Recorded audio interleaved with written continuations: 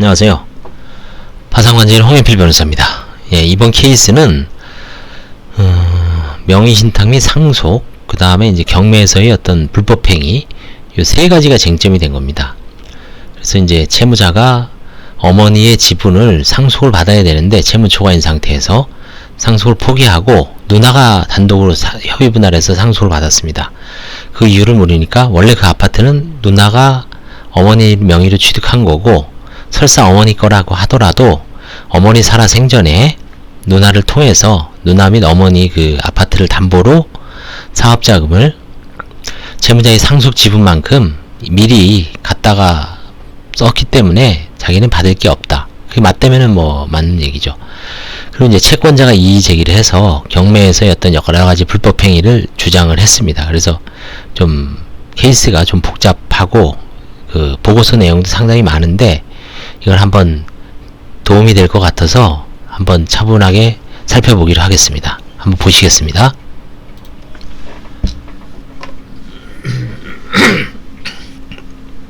예, 채무자는 63년생입니다. 2019년 12월 9일날 파산 선고됐고요. 2020년 3월 13일날 1회 집회가 예정되어 있었습니다. 그러니까 뭐 좀 사안이 복잡해서 여러 번, 한 두 번 정도 더 조사를 했지만 최종적으로 면책이 된 사안입니다. 채권자도 좀 이의를 제기했어요.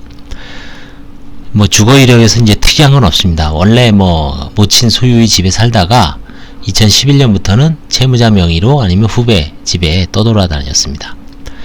98년부터 2002년까지는 땡땡 안경 프라자 점포주였고요. 2001년부터 13년까지 약 12년간 주식회사 땡땡땡땡 대표이사, 뭐 조명 관련 회사를 운영한 것 같아요. 2014년도에서 현재까지는 이제 조명 현장의 어떤 설계 그런 일을 봐주고 이제 공사 현장에 있는 것 같습니다. 부도난 시점이 2012년 4월이고요. 약 15년간은 안경 소매점을 했고요. 그 다음에 2001년부터 주식회사 땡땡월드라는 회사를 설립하여 LED 전구를 개발하여 판매하기 위해 재산 15억 원을 투입하여 생산 상품을 개발하고 생산하였으나 인지도가 낮아 적자를 보고 이후 이제 안 좋아진 거죠. 과거 신청이 없고요. 2012년 11월에 이미 협의를 했습니다. 본인과 아들 하나가 있습니다. 아들이 이제 공황장애를 앓고 있는데 아르바이트로 이제 생계를 유지하고 있습니다. 본인도 뭐 전기 관련, 조명 관련 일을 하고 있습니다. 파산 채권은 총 5억 7천입니다.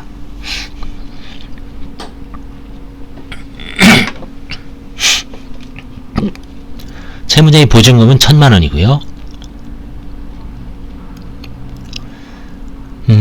이 사유가 있었는데 이 사유의 핵심은 그 아들이 이제 채무자의 채무 연대보증했는데 아들 명의의 유일한 재산인 경기도 가평에 있는 농가주택을 무단으로 빼돌려 이제 사행의 취소를 제기해서 원상회복시킨 일이 있어요. 채권자가. 근데 뭐 채무자는 이제 아들이 공황장애를 앓고 있어 정상적인 사실 판단이 어려워 채무자가 부동산을 관리했다라고 하는데 뭐 사행위는 맞습니다. 법적으로. 그래서 소송에서 진 것 같고요. 그것도 경매가 진행됐습니다. 그 다음에 이제 경매에서 허위임대차 계약서를 작성하여 주택임대차보호법상의 최우선 변제권에 따른 변제금을 수령하려고 시도는 했지만 결국은 이제 무산은 됐습니다. 미수에 그쳤죠. 그 다음에 이제 모친의 상속 후 사망 후 상속재산 처분에 대해서 좀 조사해달라. 그래서 이제 조사를 해봤습니다. 어머니가 2019년 그 아주 바로 직전에 사망했죠. 11월에 사망을 했고 전세권 지분은 채무자의 전세권 지분은 3억 7,500원이었습니다. 아마 아파트가 한 14억 정도 됐던 것 같아요. 채무자의 상속 지분 4분의 1 지분 가액은 9,375만원이었고요. 그러니까 어머니 거기에 이제 어머니가 전세권이 돼 있어요. 3억 7,500. 그러니까 3억 이게 그러니까 그 아파트는 누나 건데 전세가 돼 있어요. 전세권도 재산권이죠. 그래서 9,375만원 환가를 해야 되는데 못했습니다. 왜냐하면 이제 보시면 채무자는 모친이 99년 11월 15일 취득하였던 서울 강남구 아파트를 모친이 명의를 빌려 누나의 자금으로 취득하였다고 주장합니다.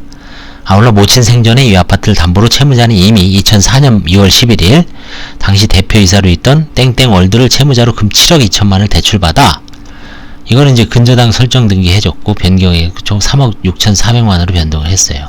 그래서 이거는 미리 한 3억 4천 정도는 손실을 본 게 맞기 때문에 채무자의 지분은 받은 것 같아요. 아울러 채무자를 채무자로 국민은행로부터 1억 2천, 누나를 채무자로 국민은행에서 1억 5천. 이게 아까 그 LED 조명과 관련된 사업에 투자하려고 상당히 담보대출을 많이 했죠. 그래서 이제 모친이 이 부동산, 살아생전에 어머니가 부동산 처분 시 채무자 채무금 총 4억 5천만 원을 변제하여 채무자의 몫은 이미 매도가액 17억 원 중 상계 처리되었다. 요거는 맞는 것 같아요. 그래서 어머니가 돌아가실 때 그거는 뭐라고 안 했죠. 어머니는 이 부동산을 매도 후 2017년 3월 30일경 같은 아파트, 같은 본인이 판 아파트에 어머니가 전세로 들어갑니다. 세입자로 들어가면서 전세 보증금 총 7억 5천인데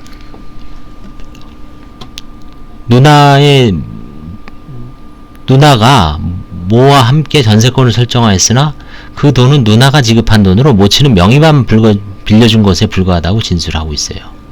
이게 참 어려운 문제죠. 근데 결론은 이제 모친이 상속재산이라고 하더라도 채무자는 모친이 생존 시 누나로부터도 약 4억 3천만 원의 사업자금을 차용하여 이를 갚지 못해 상속 지분을 주장할 입증이 못 된다고 아마 진술하고 있습니다. 그래서 이건 뭐 상속재산과 관련해서는 크게 은닉한 게 없어서 넘어갔습니다.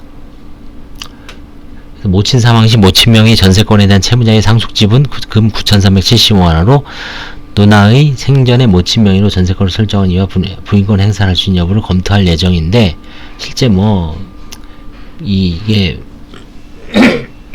누나나 어머니가 채무자의 어떤 LED 조명 사업에 상당한 수의 돈을 투자한 게 거의 맞는 것 같아서 결국은 이 상속과 관련돼서는 또 전세 자금도 마찬가지죠. 이미 누나가 다 한 거를 명의만 전세권 왜 그렇게 했는지 모르겠어요. 뭐 세금 때문에 그랬는지 또 특별한 의미가 없고요. 그 다음에 아들 명의의 어떤 그 강제 집행에서 아들 명의의 그 강제 경매에서 그 사행이 한 건 이미 이제 원상회복 됐죠. 그러니까 재량 면책 사유고 그 다음에 이제 아들이 공황장애를 앓고 있어서 사실상 이 부동산을 이 채무자가 관리한 거죠. 아들한테는 참 책임을 묻기 어렵죠.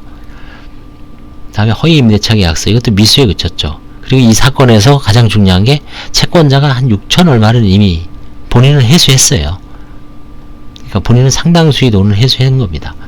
그래서 다른 이 사건 파산 채권에는 아예 뭐 조금 뺀이 넣지 않았는데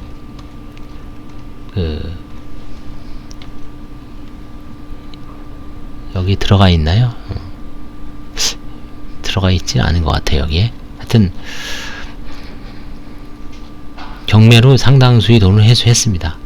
그래서 이 사건은 채무자는 그냥 환가 없이 면책을 했고 나름대로 법인 등기부라든가 그 통장을 통해서 사업자금의 어떤 이동 상황을 거의 뭐 대체적으로 완벽하게 소명을 했기 때문에 뭐 특별한 재산상 손실 없이 면책을 받을 수 있었던 것 같아요.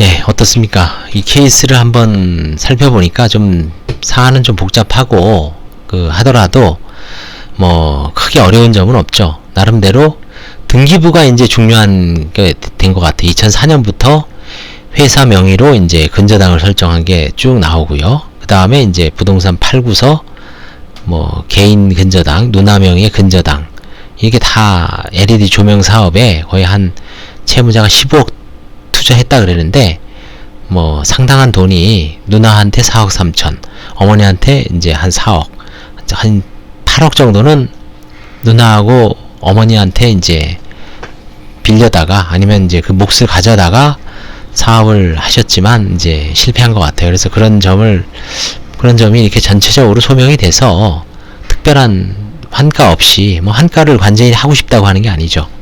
그래서 뭐 나름대로 잘 소명이 됐습니다. 그래서 뭐 이런 사건도 관제인 입장에서는 채무자의 어떤 차분한 어떤 자료를 소명을 하면 대부분 넘어가니까 크게 걱정하지 말고 과감하게 파산 신청을 하되, 좀 관제인 입장에서 꼭 필요한 사항에 대해서 소명해달라 그랬을 때 그 점을 중점적으로 소명을 하는 게 중요한 포인트라고 할 수 있습니다.